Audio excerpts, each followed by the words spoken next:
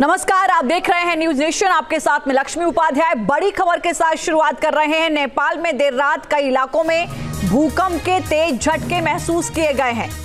Richter scale पर भूकंप की तीव्रता 6.1 मापी गई है।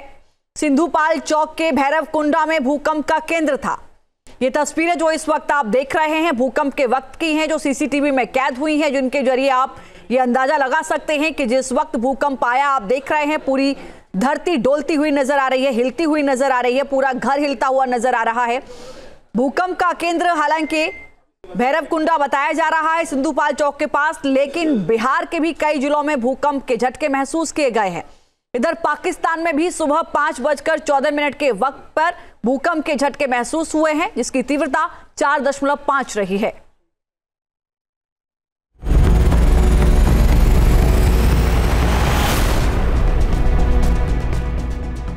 घर के फ्रंट पर लगा पूरा गेट हिल रहा है, उसके आसपास की चीजें भी वाइब्रेट हो रही है। तस्वीरें नेपाल की है, जहां देर रात भूकंप का तगड़ा झटका लगा और धरती डोलने लगी। रिक्टर स्केल पर 6.1 तीव्रता वाले भूकंप ने नेपाल की नींद उड़ा दी। जब भूकंप आया तब लोग गहरी नींद में सो रहे थे, लेकिन जैसे ही धरती कांपी, दहशत फैल गई। रात को ही लोग घरों से बाहर निकलने को मजबूर हो गए। भूकंप का केंद्र सिंधुपाल चौक जिले के भैरवकुंड में था। ये जगह राजधानी काठमांडू से करीब 65 किलोमीटर दूर है। भूकंप स्थानीय समय के मुताबिक तड़के 2:51 पर आया। नेपाल से सटे तिब्बत और चीन के सीमावर्ती क्षेत्रों में भी भूकंप के झटके महसूस किए गए। भूकंप के तेज झटकों ने नेपाल के मध्य पूर्वी क्षेत्रों में दहशत फैला दी। हालांकि इसकी वजह से किसी नुकसान की खबर नहीं है, मगर जिस तरह धरती में कंपन हुआ उसने लोगों का डर जरूर बढ़ा दिया। नेपाल के विनाशकारी भूकंप के इतिहास को देखते हुए अधिकारियों ने लोगों को सतर्क रहने की सलाह दी है। 6.1 से 6.9 तीव्रता का भूकंप काफी असरदार होता है। इसमें इमारतों को काफी नुकसान पहुंचता है। धरती तेजी से कांपती है और आसपास रखा सारा सामान हिलने लगता है। कई बार इतने तेज झटकों की वजह से बड़ी से बड़ी बिल्डिंग गिरने का खतरा भी बढ़ जाता है। नेपाल में भूकंप आता है तो उसका असर सिर्फ वहीं तक सीमित नहीं रहता, बल्कि उससे सटे उत्तर भारत के कई इलाके भी प्रभावित होते हैं। यही वजह है कि इस बार भी जब नेपाल में धरती हिली तो बिहार की राजधानी पटना, मुजफ्फरपुर और समस्तीपुर में भी इसके झटके लगे।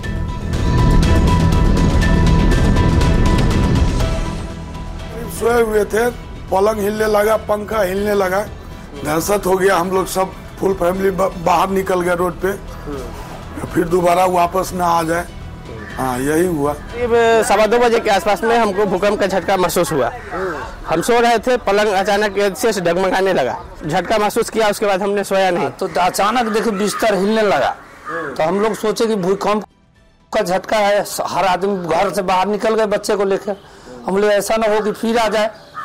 2-3 सेकेंड के करीब में हिल रहा था, तो हम लोग सोचे कि कहीं फिर ना हो जाए। और तुरंत हम सब अपने घर से भागे और अपने परिजनों को तुरंत कॉल करके सबको सूचना दिया कि भूकंप आया। बहुत झटका था, मैंने अचानक सा लगा कि जैसे पूरा घर हिलने लगा।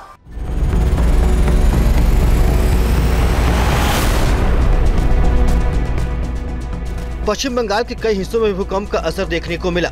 यहाँ सिलीगुड़ी में लोगों को झटके महसूस हुए, जिसके बाद लोग सहम गए। हो गया तो कुछ आदमी बाहर आ गया, कुछ आदमी नींद में ही था, लेकिन जो हुआ हमारा लिए अच्छे ज्यादा ही हो गया। हाँ, तो डर तो होता ही है। भूमिकंप छोटा होने से भी डर होता है, बड़ा होने से भी डर होता है। डर का माहौल पैदा हो गया और सबसे ज़्यादा डर लग रहा था। फिर उसके बाद तो हम लोग जगे हुए थे, डर लग रहा था वो वापस से ना आए। और फिर देखा मैंने बाहर के मोहल्ले के सारे लोग भी जग गए हैं। सुबह हुआ था, पलंग एकदम हिलने लगा तो मैं जाम करके उठ गया। मेरा साथ में मेरा वो भी था, मेट था नेक्स्ट कमरा में, वो भी आके एकदम मुझे बुलाने लगा कि उठिए उठिए, भूमिकंप हो रहा है। नेपाल के बाद पाकिस्तान में भी भूकंप के झटके लगे। पाकिस्तान में सुबह करीब 5:14 पर 4.5 तीव्रता वाला भूकंप आया। पाकिस्तान में भी भूकंप से किसी नुकसान की खबर नहीं है। 27 फरवरी को असम में 5 तीव्रता का झटका लगा। 26 फरवरी को लेह लद्दाख में 3.5 तीव्रता का भूकंप आया था। 26 फरवरी को ही म्यांमार में 3.1 तीव्रता का भूकंप रिकॉर्ड किया गया, जबकि 25 फरवरी को तिब्बत में 4.2 3.9 और 3.7 तीव्रता का भूकंप आया। 25 फरवरी को ही मेघालय में 3 और मणिपुर में 3.2 तीव्रता वाले भूकंप के झटके लगे। इसी दिन यानी 25 फरवरी को बंगाल की खाड़ी में 5.1 तीव्रता वाला भूकंप आया। अलग अलग हिस्सों में लगे भूकंप के इन झटकों की वजह से भले ही कोई बड़ा नुकसान न हुआ हो, लेकिन एक्सपर्ट इसे बड़े खतरे की आहट से इनकार नहीं कर रहे। बड़ा सवाल है कि नेपाल तिब्बत के साथ भारत के उत्तर और उत्तर पूर्व में भूकंप का खतरा हमेशा क्यों बना रहता है? यहाँ भूकंप ज्यादा क्यों आते हैं? एक्सपर्ट्स के मुताबिक इसकी सबसे बड़ी वजह यहाँ की लोकेशन है। ये पूरा हिस्सा हिमालय जोन में आता है। हिमालय जोन में बड़े और जानलेवा भूकंपों का इतिहास रहा है। तिब्बत में पिछले 3 दिनों के अंदर 5 बार भूकंप के झटके महसूस किए गए हैं, जबकि नेपाल में 1 महीने में आए भूकंपों की संख्या 5 है। वहीं तिब्बत में यह आंकड़ा 40 है। तिब्बत में इस साल की शुरुआत में 7.1 तीव्रता वाला भूकंप आया था, जिसमें 126 लोगों की जान चली गई थी। हिमालय में बार बार हलचल होना या झटके लगना भी संकट का सबब बना हुआ है। दरअसल हिमालय दुनिया के सबसे भूवैज्ञानिक रूप से सक्रिय क्षेत्रों यानी जियोलॉजिकल रूप से एक्टिव जोन में से एक बना हुआ है। यानी यहाँ की धरती के नीचे मौजूद प्लेट कुछ ज्यादा ही एक्टिव है, ज्यादा ही मूव करते हैं।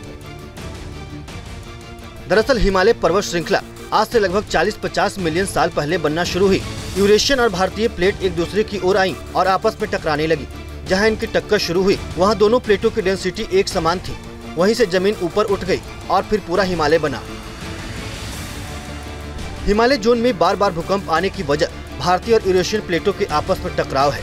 दोनों हर साल 40 से 50 मिलीमीटर की रिलेटिव स्पीड में एक दूसरे के ऊपर मूव कर रही हैं। एक तरफ भारतीय प्लेट हिमालय के नीचे दब रही है, वहीं यूरेशियन प्लेट पामीर पर्वतों के नीचे दब रही है। एक सर्वे के मुताबिक यूरेशियन प्लेट से टकराने वाली भारतीय प्लेट तिब्बत के नीचे धीरे धीरे टूट रही है और ऊपरी परत पर अपनी निचली परत से अलग हो रही है, जिससे पूरे हिमालयन रेंज में भूकंप की गतिविधियां तेजी से बढ़ी है।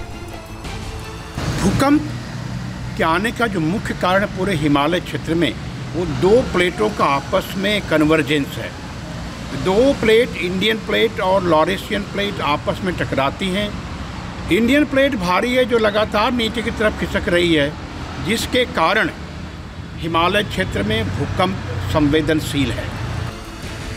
बार बार आ रहे भूकंप नेपाल और उससे सटे इलाकों के लिए खतरे की घंटी बजा रहे हैं। नेपाल दुनिया के सबसे सक्रिय भूकंपीय जोन में से एक में स्थित है। इसे जोन 4 और 5 में रखा गया है, इसीलिए यहाँ लगातार भूकंप का खतरा बना रहता है। 2015 में आए 7.8 तीव्रता के भूकंप ने नेपाल में 9,000 से ज्यादा लोग मारे गए थे। इसमें 10 लाख से अधिक इमारतों को नुकसान हुआ था।